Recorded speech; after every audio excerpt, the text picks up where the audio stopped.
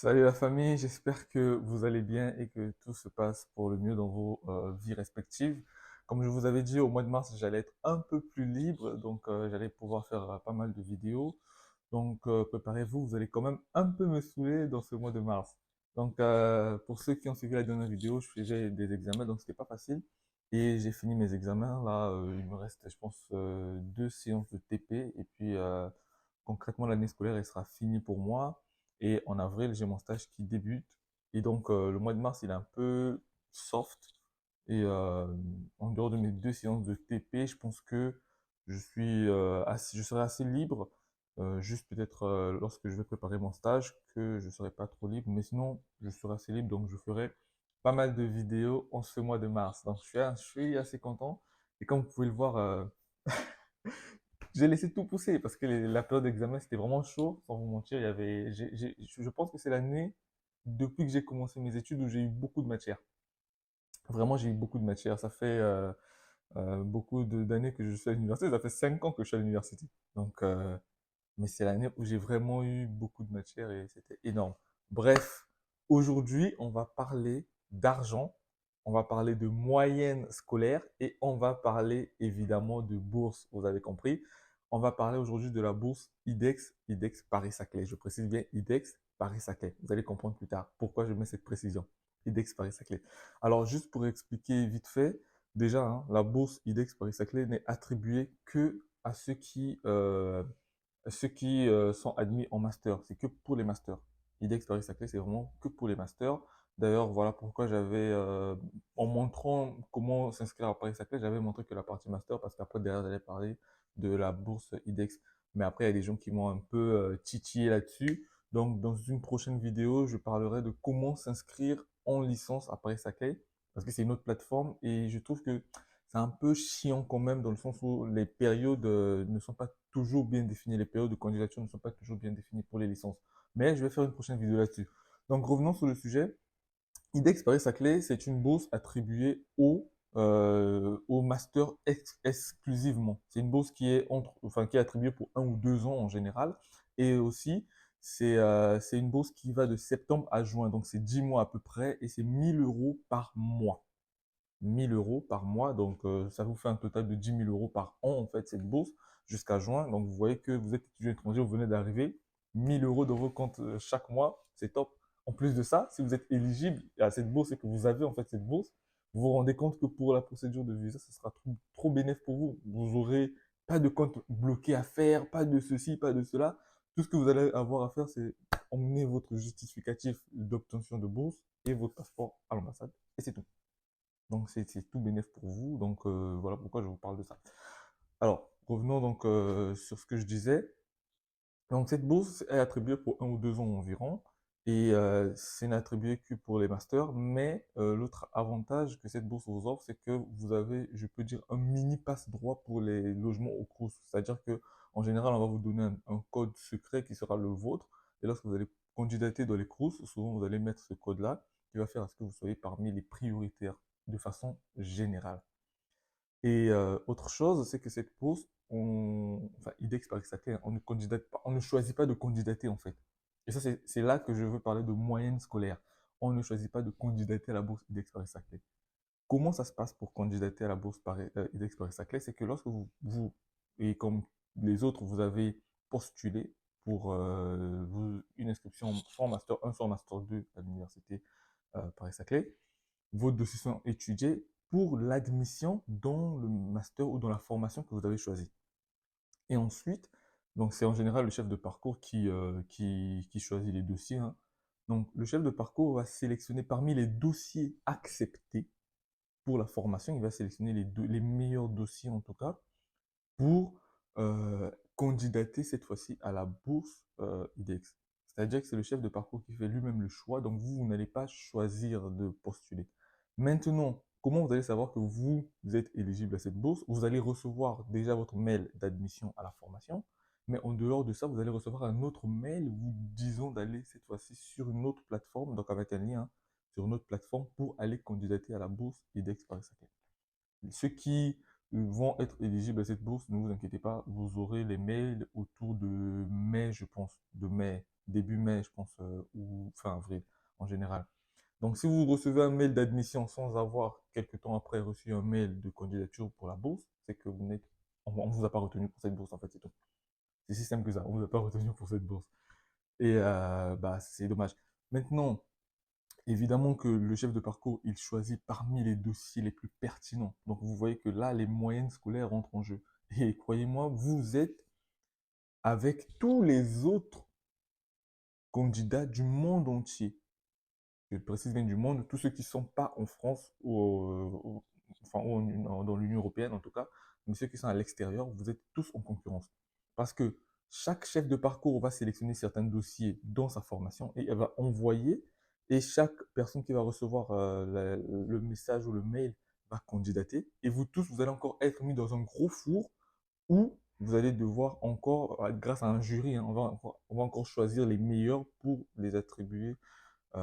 leur attribuer plutôt la bourse. Bon, après, en général, ils essaient de faire un peu la moyenne par rapport aux formations, donc voilà.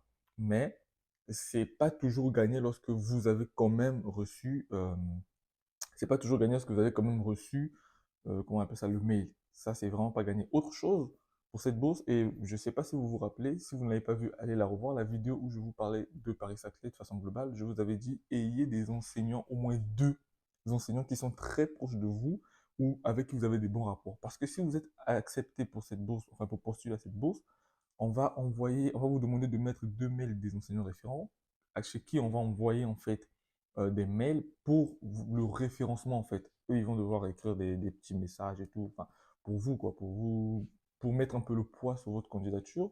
Et vous comprenez qu'il faut que ce soit des enseignants avec qui vous avez de très bons rapports. Parce que comme ça, eux, évidemment, euh, ils vont mettre des bonnes choses pour que votre dossier ait encore plus de poids. En général, on demande deux référents pour la candidature dans une formation, mais deux référents aussi pour la candidature à la bourse IDEX Paris-Saclay. Et ça, c'est vraiment une opportunité, je trouve, formidable. Mais sans vous mentir, il faut avoir eu des licences avec des moyennes astronomiques. Quand je dis ça, c'est-à-dire que c'est des moyennes autour de 14, voire 15. Et en général, c'est tout votre parcours qui doit refléter en fait ces moyennes-là. En général, ils regardent à partir un peu du bac, mais surtout les licences. Vraiment, les moyennes licences L1, L2, L3, il faut que ce soit des moyennes formidables, vraiment formidables pour pouvoir prétendre candidater pour cette bourse. Sinon, pas, c'est compliqué. Sinon, c'est très compliqué. Et en dehors de ça, il faut comprendre que dans les critères d'éligibilité, ce n'est que pour des étudiants qui sont pas inscrits en France ou qui n'ont jamais dans leur parcours fréquenté dans une université française. En France, en tout cas. Française à l'étranger, il n'y a pas de problème. Mais française ici, non, c'est mort. C'est mort. Je dis ça pourquoi ça veut dire que votre unique chance de prétendre à cette bourse et d'expérience Saclay, c'est cette année. En tout cas, si vous êtes retenu, évidemment, à l'université Paris-Saclay, c'est cette année. Ne vous dites pas que je vais venir ici, même si je n'ai pas été admis, là, je vais bien travailler, j'aurai des bonnes moyennes l'année prochaine, je vais encore postuler. Non. Si vous venez ici, vous n'êtes pas admis, c'est fini pour la bourse d'expérience. Laissez le tour aux autres. Mais par contre, c'est pas fini pour la bourse IDEX tout court. Ah oui, il y a la bourse IDEX Paris-Saclay, parce que ça, c'est une bourse qui est faite en fait pour, si vous voulez, promouvoir les études de master à Paris-Saclay. Mais il y a la bourse IDEX aussi dans d'autres universités en France. Et donc, si vous venez, je prends le cas d'un étudiant qui arrive ici en Master 1, qui n'a pas eu la bourse, première année, il n'a pas eu la bourse, donc Master 1, il n'a pas eu sa bourse. Le mec, il travaille bien, il a des bonnes moyennes ici en tout cas, et même dans son parcours antérieur aussi, il a des bonnes moyennes quand même et tout, mais il n'a pas été retenu pour la bourse. Le mec, quand il va postuler l'année prochaine pour les Master 2, parce que la procédure pour postuler les Master 2, elle est un peu chiante, c'est à peu près la même procédure pour postuler en L3 ou en L2 à Paris-Saclay, par exemple, c'est une autre plateforme qu'on appelle e-candidat. Et c'est chiant dans le sens où c'est pas une plateforme et puis il y a toutes les universités à l'intérieur. Non, non, non, non, non. C'est une plateforme, c'est vrai, mais chaque université a sa plateforme e-candidat. Donc, quand toi, tu vas postuler, ce qui est bien, c'est que tu n'as pas de limite de choix. C'est-à-dire que tu peux postuler dans tous les Masters 2, dans toutes les universités françaises. Ça, c'est bien. Mais le problème, c'est que tu vas devoir créer des comptes, remettre en fait toutes les informations sur toi dans chaque e-candidat de chaque université. Et ça, moi, je trouve ça, c'est un peu chiant et un peu dommage quand même. Mais bon, c'est le système qui est comme ça. mais c'est fatigant. Je vous assure que c'est très fatigant. Et donc, vous allez dans les e-candidats de certaines universités, c'est pas toutes les universités, mais il y a certaines universités qui ont en tout cas la bourse IDEX. Et à ce moment-là, quand vous allez postuler pour une formation, vous allez, c'est souvent signifié en bas, postulez vous aussi, voulez-vous postuler pour la bourse IDEX? Vous dites oui, vous cochez oui. Et à ce moment, votre dossier sera à la fois envoyé euh, pour la candidature dans votre formation, mais aussi au jury pour la candidature à la bourse IDEX. Et ça, je trouve ça quand même génial dans le sens où bah, tout n'est pas perdu pour la première année. Vous arrivez, vous charbonnez dur.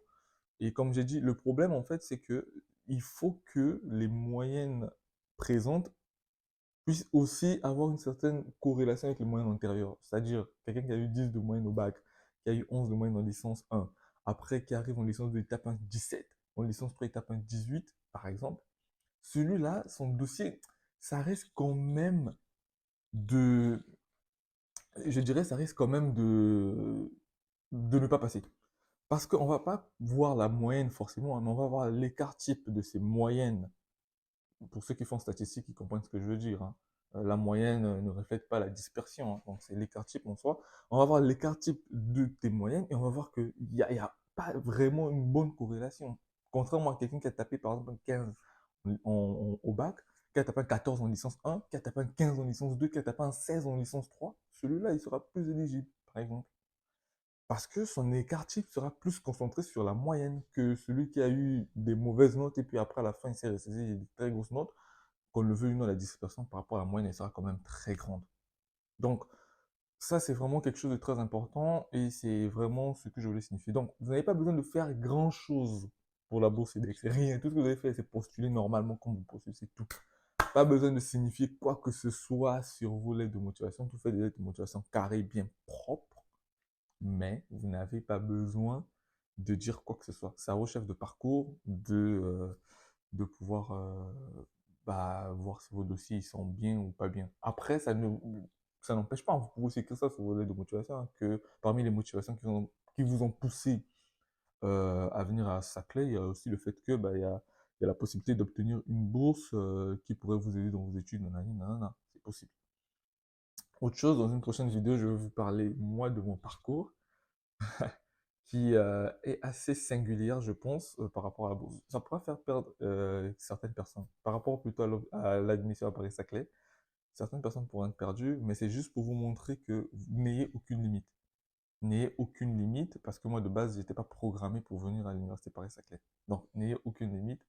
Faites votre chemin et chaque chemin est différent. Et le plus important, c'est la finalité. Donc je vous dis à bientôt les amis et on se capte voilà, pour une prochaine vidéo et bonne semaine à vous. Ciao ciao. Non, la vidéo n'est pas finie, désolé. Petit disclaimer, je vais mettre en description un lien qui va vous rediriger sur un site de Paris-Saclay où on explique en long et en large ce que c'est que la bourse IDEX, les critères d'éligibilité, tout le blabla en fait. Parce qu'il y a des choses que j'ai certainement pas dites dans la vidéo, mais en tout cas sur le site, vous aurez tout, vraiment tout en détail, tout ça là, tous les blabla. Vous savez, les Français ils aiment beaucoup parler, donc vous aurez tout le blabla. Bon, je vous dis à bientôt, ciao. Cette fois-ci, elle est finie.